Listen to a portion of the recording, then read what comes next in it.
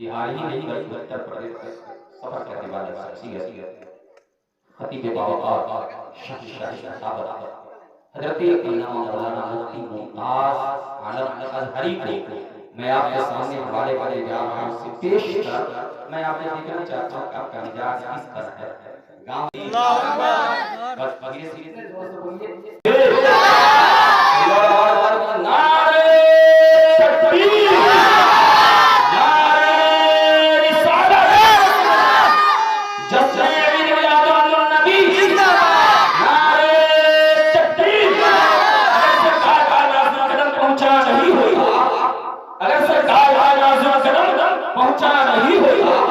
مدینہ یسرب ہی رہتا کبھی طیبہ نہیں ہوتا اور نہ جانے کیا ہو جاتا زمانے میں بریلی میں اگر احمد رضا پیدا نہیں ہوتا الحمدللہ رب العالمین والعاقبۃ للمتقین والصلاة والسلام علی رسولہ الکریم اما بعد اعوذ باللہ من الشیطان الرجیم بسم اللہ الرحمن الرحیم قال الله تبارك وتعالى في القرآن المجيد والفرقان الحميد ولمن خاف مقام ربه جنتان صدق الله مولانا العظيم وبلغنا رسوله النبي الأمين المتين الكريم ونحن على ذلك لمن الشاهدين والشاكرين والحمد لله رب العالمين. آئیے سب سے پہلے ہم اور آپ عقیدت و محبت کے ساتھ جی لگا کرتے درود پاک کا ذکر کر لیں اور پڑھیے آواز بلند اللہ رب محمد صلی اللہ علیہ وسلم نحن عباد محمد صلی اللہ علیہ وسلم قبل العلماء بکمالہ کشف الدجى بجمالہ حسن جمیع خصالہ صلوا علیہ وآلہ. ابھی خطبہ مسمونہ کے بعد قرآن مقدس کی بہت ہی مشہور معلوم آیتیں تلاوت کرنے کا شرف حاصل کیا اور اپنے مکمل وجود کو شرف بخشا. اللہ تبارک و تعالیٰ کلام مجید کے اندر فرماتا ہے وَلِمَنْ خَافَ مَقَامَ رَبِّهِ جَنَّتَانِ. دوستان محترم، جیسا کہ ہم تمام حضرات بخوبی جانتے ہیں کہ باہر سے علماء کرام تشریف لائے ہوئے ہیں، لہذا اگر میں آپ کا بہت ٹائم لیتا ہوں تو یہ ادب کے بھی خلاف ہے اور مناسب بھی ہے. لہذا برقدر تاکہ اس رجسٹر میں میرا بھی نام درج ہو جائے صرف 10 منٹ کے لیے میں آپ کے سامنے میں پیش آیا. بس یہ شعر سماعت کر لیں نگاہ مرد مومن سے بدل جاتی ہے تقدیر.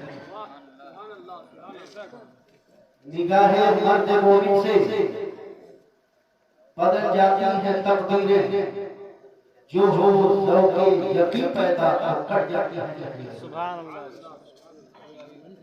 اور یہ شعر متقی بن کر دکھائے اس زمانے میں کوئی متقی بن کر دکھائے اس زمانے میں کوئی ایک میرے مفتی اعظم کا تقوی چھوڑ سبحان اللہ.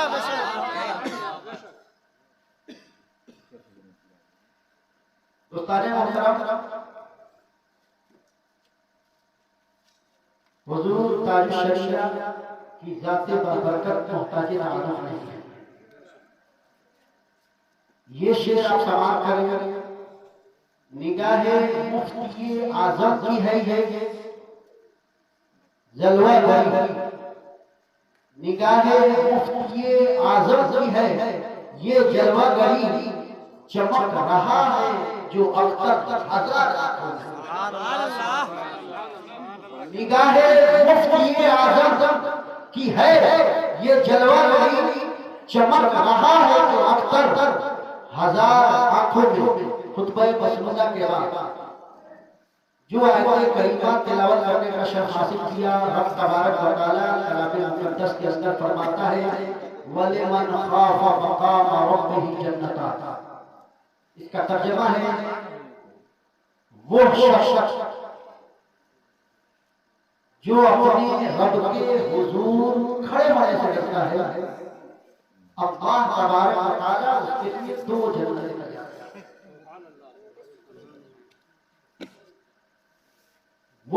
شخص جو اپنے رب کے حضور کھڑے ہونے سے ڈرتے ہیں، رب تبارک و تعالیٰ ایسوں کے لیے دو جنتیں تیار کر رکھی ہیں۔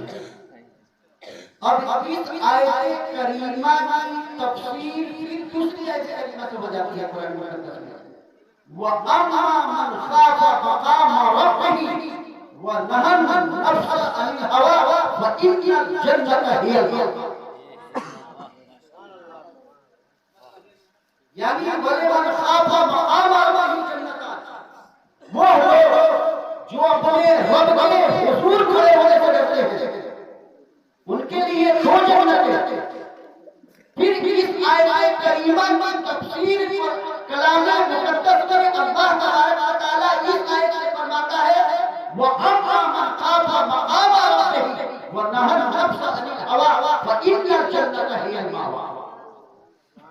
یعنی وہ شخص جو اپنے رب کے حضور کھڑے ہونے سے ڈرتا ہے اور اپنے نفس کو نَهَى النَّفْسَ عَنِ الْهَوَىٰ، یعنی اپنے نفس کو ان چیزوں سے روکتا ہے جسے آپ زنا کہہ لیں، جسے آپ چوری کہہ لیں، جسے آپ سینما بینی کہہ لیں، اور دنیا کے لہو لعب سمجھ لیں، اگر اس سے اپنے آپ کو روک کر کے رکھتا ہے تو رب تعالیٰ یہ فرماتا ہے کہ ایسے شخص کے لیے، ایسے لوگوں کے لیے میں نے جو انعام تیار کر رکھا ہے یہ جنت، وہ انعام کیا ہے؟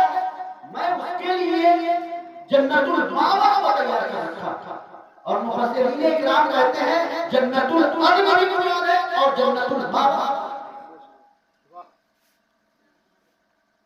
ابھی تک یہ باتیں ذہن میں نہیں آئی ہوگی، لیکن میں اسے اور قریب جانے کی کوشش کرتا ہوں۔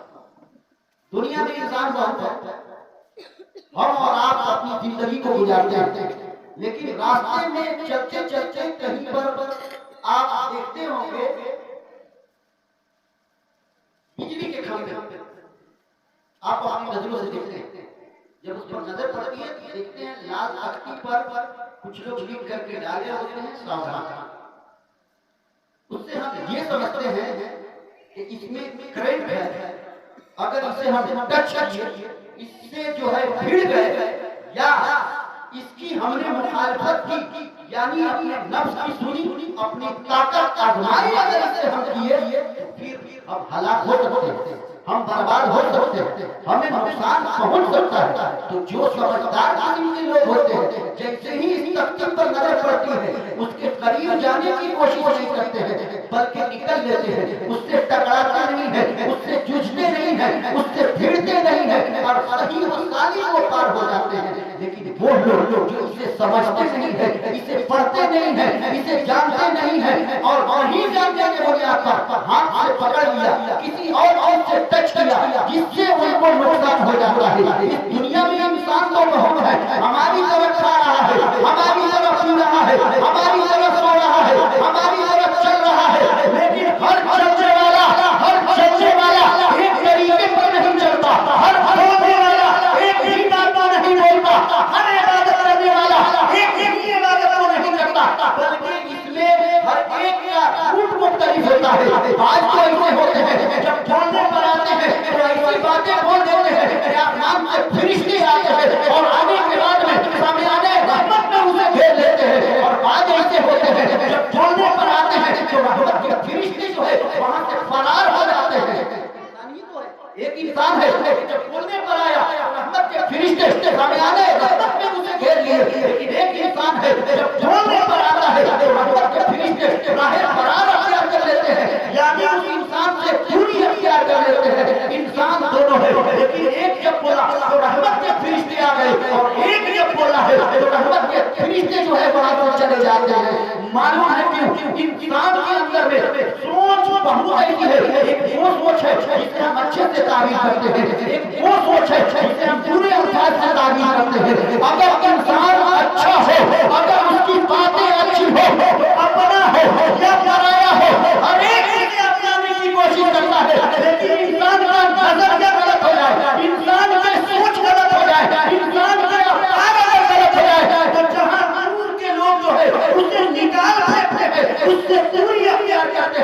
وہیں پر اپنے لوگ بھی اس سے دوری اختیار کر لیتے ہیں. اب بتانے کا مقصد یہ ہے اللہ تبارک و تعالیٰ ہم اور آپ انسان ہے اللہ تبارک و تعالیٰ کلام مجید کے اندر فرماتا ہے الا ان اولیاء اللہ لا خوف علیہم ولا هم يحزنون. یہ اللہ والے جو ہوتے ہیں اللہ والے جن کی آج محفل میں ہم بیٹھے ہیں جسے تاج شریعت کے نام سے آپ جانتے ہیں حضور اکبر رضا کے نام سے جانتے ہیں یہ وہ لوگ ہیں جو ہماری طرح نہ کھائے ہماری طرح اس دنیا میں رہے لیکن ان کے کام کا طریقہ الگ تھا ان کا نظریہ الگ تھا ان کا عمل الگ تھا ان کا معمول الگ تھا. اب آپ پوچھیں گے کہ کھاتا میں بھی ہوں لیکن کھاتے وہ بھی تھے الگ کیسے ہو گئے؟ ہاں میں اتنا ضرور رہوں گا کہ وہ بہاری کی وہی نظری ہے جسے ٹاؤن ہال کے نام سے جانا جاتا ہے. اس وقت تاج شریعت پہلی بار ٹاؤن تھانہ میں تشریف لائے تھے اور ان کے سامنے میں کھانے کو پیش کیا گیا تھا. تقریباً 11 لوگ وہاں پر موجود تھے. تاج شریعت کے سامنے میں بریانی کو پیش کیا گیا تھا. ہاتھ لگاتے ہیں ہاتھ کھینچ لیا. ایک شخص نے کہا حضرت ہاتھ کھینچنے کی وجہ کیا ہے؟ اس وقت تاج شریعت نے کہا تھا تم کو پتا ہے کہ سامنے کیا رکھا ہوا ہے؟ ایک شخص نے کہا ہاں آپ کے سامنے میں بریانی ہے. ان کی تائید دوسری نے کہا حضرت آپ کے سامنے میں بریانی ہے آپ کے سامنے میں رہتا ہے. اس وقت تاج شریعت نے کہا بیٹا یہ بریانی نہیں ہے یہ رائتا نہیں ہے. پھر مرید نے پوچھا کہ یہ کیا ہے؟ اس وقت تاج شریعت نے کہا تجھے پتا نہیں میری نظر یہ دیکھ رہی ہے کہ کنزے کے لیے پیسے کو اجا کیا گیا لیکن ایک شخص ہے اس مال کو لیا گیا ہے جو چوری کا ہے اور اسی مال سے اس بریانی پر خرچ کیا گیا ہے اسی پیسے کو اس بریانی پر خرچ کیا گیا ہے اور اسی سے چاول خریدا گیا ہے اسی سے بریانی کو تیار کیا گیا ہے. جیسے ہی میں ہاتھ ڈالا اور وہ بریانی کی صورت میری نظر نہیں دیکھ رہی ہے بلکہ جب پلیٹ پر نظر پڑی ہے تو میری نظر دیکھ رہی ہے کہ سب کے سب نعرہ تکبیر نعرہ رسالت فیضان تاج الشریعہ بستی بستی قریہ قریہ بستی بستی قریہ قریہ علم کا ساغر فیض کا دریا. نعرہ تکبیر نعرہ رسالت. دیکھ لیا دسترخوان پر بیٹھنے والے لوگوں میں مریدین بھی موجود ہیں متحری کے لوگ بھی موجود ہیں. جب دیکھنے پر تاج شریعت کی نظر دیکھ رہی ہے تو کچھ اور عام لوگوں کی نظر دیکھ رہی ہے تو کچھ اور. دیکھنے کا بھی فرق ہوتا ہے. تو تاج شریعت وہ ذات ہے جن کو اگر آپ صرف حضور اکبر کے نام سے جانتے ہیں تو غلط ہے بلکہ میں یہ کہتا ہوں اعلیٰ حضرت جہاں مفسر قرآن ہے اعلیٰ حضرت جہاں چلتے پھرتے ایک مرتبے کا نام ہے اعلیٰ حضرت ہم بریلویوں کے لیے جہاں تبرک ہے اس تبرک پر دوسرے تبرک کا نام اگر تاج الشریعت کہہ دیا جائے تو اور اعلیٰ حضرت نے اس میشن پر کام کیا تھا اس میشن کو آگے بڑھانے والی شخصیت اگر کوئی ہے ذات اگر کوئی ہے تو وہ تاج شریعت جس پر آپ نے بارہا اس پرفضل دور میں سید صاحب ہو کہ خان صاحب ہو کہ انصاری صاحب ہو بڑے منصب پر فائز ہو اپنی اور قائد انہیں چھوڑتے نہیں ہیں لیکن تاج شریعت کی ذات ایسی تھی اس طریقے سے ان کی ذات تھی کہ جہاں اپنے تعریف کرنے سے تھکتے نہیں تھے وہیں پر پرائے بھی ان کو یہ تاج شریعت کے ولایت پر وہ دلیل ہے جسے نہ اپنے ٹھکا کرتے ہیں نہ پرائے تاج شریعت کی وہ ذات بابرکت ہے. اور یہی تک کہ نہیں اگر حضور تاج شریعت کی ہم اگر بات کریں تو فخر ازہر بھی اور فخر ازہر یہ سب کی نصیب نہیں ہے. کم عمر میں علامہ ضیاء الحق کی بات کریں تو ان کی زبانی اگر آپ سنیں گے تو کہیں گے کہ ان کی تو ذات کو میں ایسے دیکھا ہوں جیسے کہ گود میں رکھتے ہیں. لیکن اگر بزرگیت کی بات کریں تو علامہ ضیاء المصطفیٰ جیسے لوگ بھی یہ کہتے ہیں کہ حضور اکبر رضا کی مخالفت کرنا یا ان کی شان میں گستاخی کرنا یہ ان کی شان میں گستاخی نہیں ہے بلکہ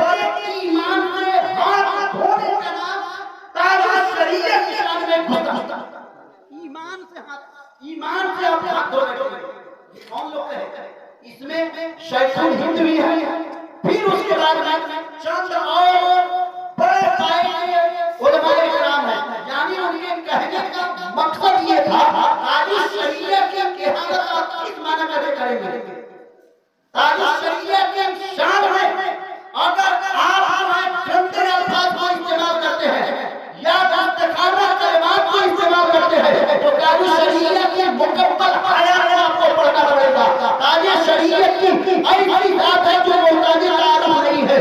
بالکل شریعت کے حدود میں اپنے زندگی کو مکمل انہوں نے ثابت کر کے دکھایا, عمل کر کے دکھایا. میں شروع سے لے کر کے لاکھ تک شریعت کے نہ کبھی خلاف ہوا اور مرحوم اور اسی پر روح نکل گئی آپ کے جی میں مبارک سے. لہذا اگر میری ذات کی بات کریں, ان کی ذات کی بات کریں تو گستاخی ہو سکتی ہے, لیکن جو ولایت کے منصب پر فائز ہوتے ہیں اللہ تبارک و تعالی یہ فرماتا ہے یہ ولی اللہ جو ہوتے ہیں یہ میرے دوست ہوتے ہیں. میں جو ہے ان کا کبھی ہاتھ مانتا ہوں, کبھی پیر مانتا ہوں, کبھی زبان بن جاتا ہوں. مطلب یہ ہوا کہ جو اللہ کا ولی ہوتا ہے بات اس کی ہوتی ہے, زبان اس کی ہوتی ہے, لیکن بات ہوتی ہے تو رکھتی ہے. پیر دیکھنے میں ظاہر ہے چلنا اس کا پیر اس کے ہیں, لیکن چلنا خدا کا ہوتا ہے. مطلب یہ ہوا کہ اگر جو اللہ کا دوست بن گیا, اللہ کا سچی محبت کر لیا, وہ رب کا محبوب بن گیا. اگر اس کی شان میں آپ گستاخی کرتے ہیں تو یہ اس کی شان میں گستاخی نہیں بلکہ رب کا شان میں آپ نے گستاخی. اس معنی کر کے علامہ ضیاء المصطفیٰ جیسے لوگوں نے کہا تاج شریعت کے خلاف زبان کو حرکت دینا یا ان کی شان میں گستاخی کرنا ایمان کی خرابی ہے. لہذا ہمیں اور آپ کو چاہیے کہ اس ذات بابرکت کو تبرکاً محفوظ کر لیں, اور جب بھی اس طریقے کا آغاز کا انعقاد کیا جائے بریلی شریف میں ہم اور آپ بڑھ چڑھ کر کے اس میں حصہ لیں اور فیضیاب ہونے کی کوشش کریں کہ کس طرح سے کبھی ناتمام تھا, جو بیاں ہوا آغاز بات تھا, خوب کی سہری چمن پھول چوری شاد رہے, بات پا جاتا ہوں میں گلشن پھر آباد رہے. وما علیکم السلام علیکم ورحمۃ